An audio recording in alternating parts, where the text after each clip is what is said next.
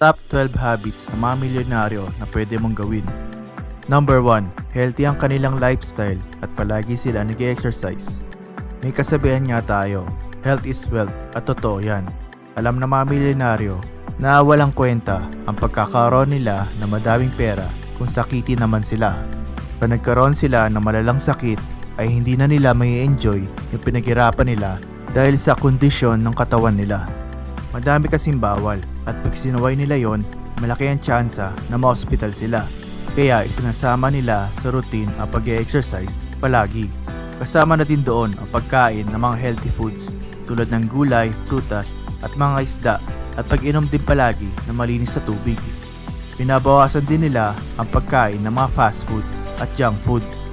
Madami kasing benefits pag palagi ka nag-exercise. Una, papayat at bababawasan ang timbang mo. Pangalawa, gaganda ang mood mo. At pangatlo, ayon sa mga studies, ay nagiging sharp ang utak mo. Maganda ito, lalo na sa paggawa ng mainam na financial decision. Number 2, kasama nila palagi ang mga taong gustong yumaman din. Dito pumapasok yung quote na, "You are the average of the 5 person you spend the most time with." Kumbaga, kung palagi mong kasama ay puro mayayaman o kaya mataas ang mga ambisyon nila sa buhay, malaki ang tsansa na magiging ganun ka din. Ang nangyayari kasi nun ay nape-pressure ka na mag-improve at mag-isip ng mga diskarte para yumaman at umangat. Kumbaga, mayroong friendly competition sa inyo, which is good, at pwede mo din sila maging connection para lumaki ang business or mag-open ng ibang opportunity para sa'yo. Ngayon, kung may kaibigan ka na hindi ganun mag-isip at walang desire na yumaman, well, ang advice ko lang sa'yo ay lumayo-layo ka na sa kanya at humanap ka na ng bago. Pero hindi ko sinasabi na friendship over ka na sa kanila.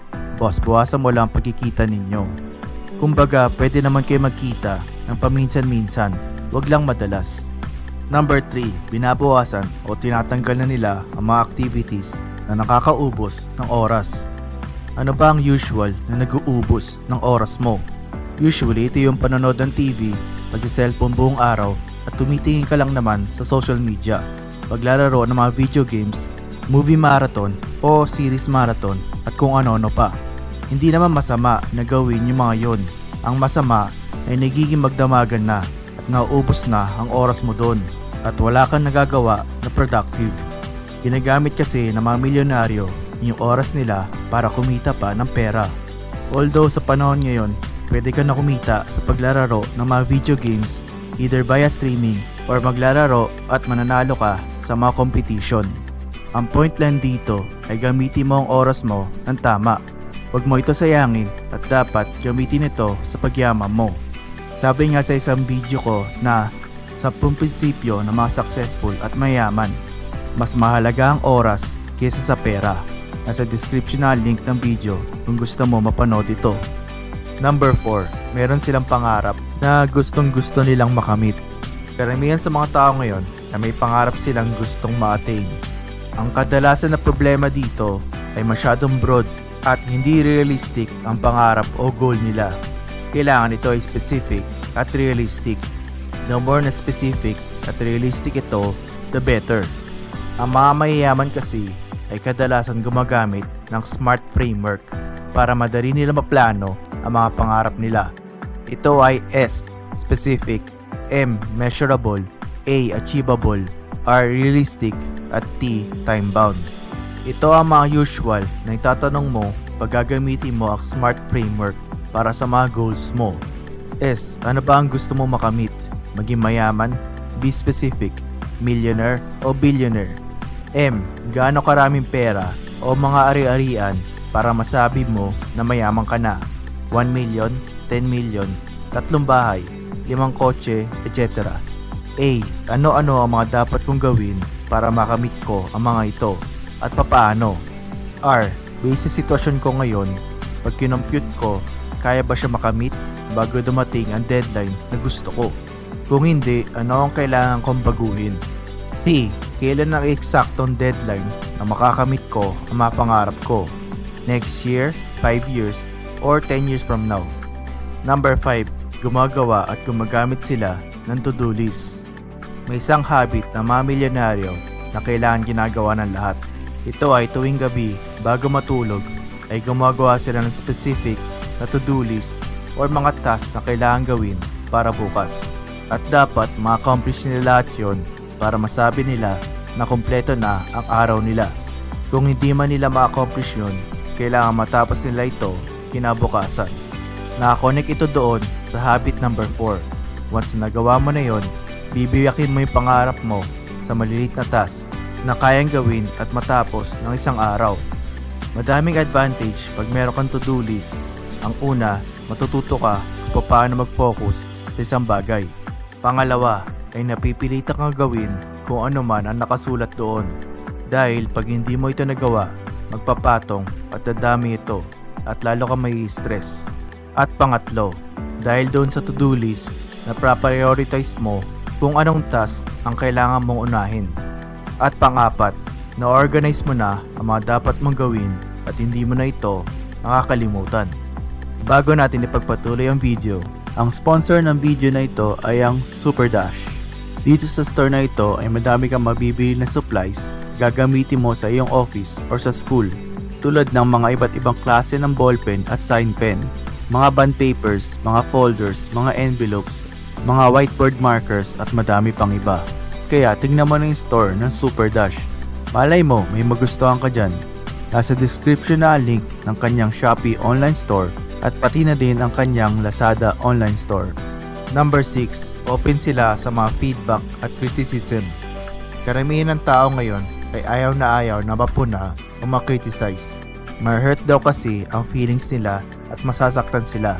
Lalo na pag yung comment sa kanila ay diretso at totoo. Ang mga milyonaryo naman ay baliktad. Gustong gusto nila na napupuna o nakikriticize sila. As long as may sense yun at totoo na mali nila yun. Hindi nila ikaw pinapersonal pag pinunan mo sila. Alam kasi nila na importante ang criticism. Kasi doon nila nalalaman kung tama ba or mali yung ginagawa nila. Kumbaga dahil sa criticism, napipinpoint nila kung ano ba ang dapat i-improve, either sa sarili nila or sa business nila. At gumagawa sila agad ng paraan para masolusyonan ito. Number 7, may mga mentors sila. Ang isa pang habit ng mga milyonaryo ay meron silang mga mentors. Isa ito sa susi kung bakit lalo lumayaman ang mga milyonaryo. Usually, yung mga mentor ay yung taong mas madaming alam at experience pagdating sa isang bagay. Madaming advantage pag may mentor ka. Una, siya ang magtuturo sa iyo para mabilis mo matutunan ang isang specific na skill na kailangan mo. Pangalawa, nag-share siya sa iyo ng wisdom at experiences niya para in case na may encounter mo yon, alam mo na ang gagawin mo. Pangatlo, pwede sila magbigay ng mga ideas, opportunities, mga connections para sa growth mo. At pang-apat, minamotivate ka niya kung may problema ka at tinutulungan ka nila na lumabas sa comfort zone mo. Ngayon, ang itatanong mo, paano ako makakahanap ng mentor? Well, meron ka ng mentor. Itong channel na ito sa YouTube, ang Pinoy Billionaire. Mag-subscribe ka lang dito at marami kang matutunan pagdating sa pera. Number 8, nagbabasa at nag-aaral sila palagi. May kasabihan niya, the more you learn, the more you earn. Karamihan sa mga milyonaryo ngayon ay nagbabasa ng at least 1 hour araw-araw para madagdagan ang mga nalalaman nila. Ngayon, ang itatanong mo sa akin, palagi naman ako nagbabasa at palagi din ako umaattend ng mga seminars. Bakit hindi pa din ako milyonaryo tulad nila? Well, ang malaking pagkakaiba mo sa kanila ay sila ay isang action taker. Ginagamit at tinatrabaho kasi nila yung mga nababasa at natututunan nila, either sa isang seminar o sa isang libro. Tulad na mag-i-implement sila ng bagong strategy sa kumpanya nila o may babaguhin silang sistema doon. At pwede din gamitin nila ito para mag-improve at baguhin yung mga usual na habit nila para mas lalo pa silang gumaling, lalo na sa paggawa ng mga mainam na financial decision. Number 9, pinag-aaralan muna nila na maigi ang mga venture o business na pinapasok nila. Basic rule na ito sa mga milyonaryo. Bago sila pumasok sa isang venture or business, nag-research at pinag-aaralan nila ito na maigi. Yung tipong bubusisiin nila ito na mabuti Alamin nila ang mga ins and outs ng negosyong yun. Magtatanong sila sa mga may alam at aalamin din nila ang mga challenges na pwede niyang harapin doon sa business. Ngayon kung tatanungin mo, bakit ganon? Ito kasi yon, the more na madami silang alam tungkol doon, the less na maloloko o masascam sila. Isipin mo lang na ganito, pag madami kang alam tungkol doon sa negosyo at naging expert ka na doon, the less chance na malulugi yun. Kesa naman na mag-invest ka ng milyon-milyon at ilang buwan lang at maubos agad yun dahil wala kang idea sa pinagkagagawa mo. Number 10, hindi lang isa kundi madami silang income streams. Dito pumapasok ang strategy na diversification. Explain ko sa inyo kung paano ito.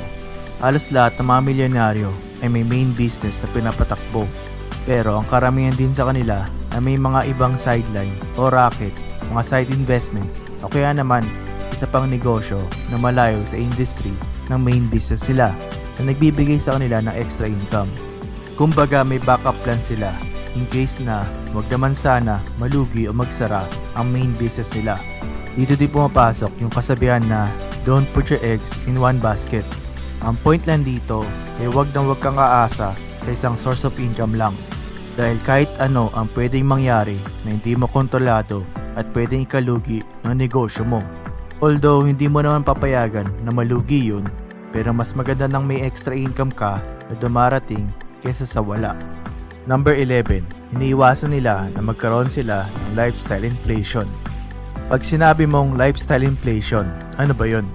Ito yung every time na tumataas ang income mo, ay tumataas din ang mga expenses mo. Kumbaga tumataas ang standard of living mo. Ang magandang halimbawa dito ay pag na-promote ka sa pinagtatrabahuan mo at tumaas din ang income mo, syempre para maipakita mo na mataas ang posisyon mo doon sa kumpanya, yung dating maliit mong dinadrive na kotse, gusto mo na ipagpalit sa malaki, yung SUV kumbaga. Dahil ang tingin mo sa sarili mo ay deserving ka naman doon at kaya mo naman bilhin. Well, wala naman masama doon. Pero ang nangyayari kasi kadalasan, yung taas na expenses mo ay mas malaki pa kaysa doon sa taas ng income mo. Yun ang hindi hinahayaan ng mga millionaire na mangyari sa kanila. Either may maintain lang nila yung expenses sila or hindi ganun kataas ang taas na expenses pag kinumpara mo sa income nila. Number 12, hindi sila sumusuko.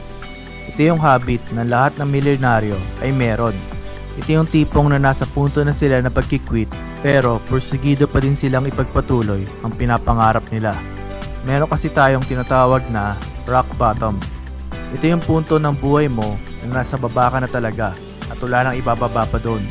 Dito nagkakasubukan kung sino talaga ang karapat-dapat na maging milyonaryo. Dahil once na na-overcome mo ito, wala na ibang pupuntahan kundi ang taas. Kaya kung ano man ang pinapangarap mo sa buhay, ipagpatuloy mo lang yan at wag na wag kang susuko. Eventually, makakamit mo din yan. I-continue mo lang na improve ang sarili mo.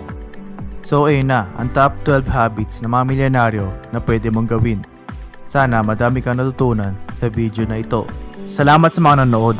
Kung nagustuhan mo yung video, huwag mong kalimutan na i-like ito at mag-subscribe ka na din sa channel ko. Like mo din ako sa Facebook at i-follow mo ako sa Instagram.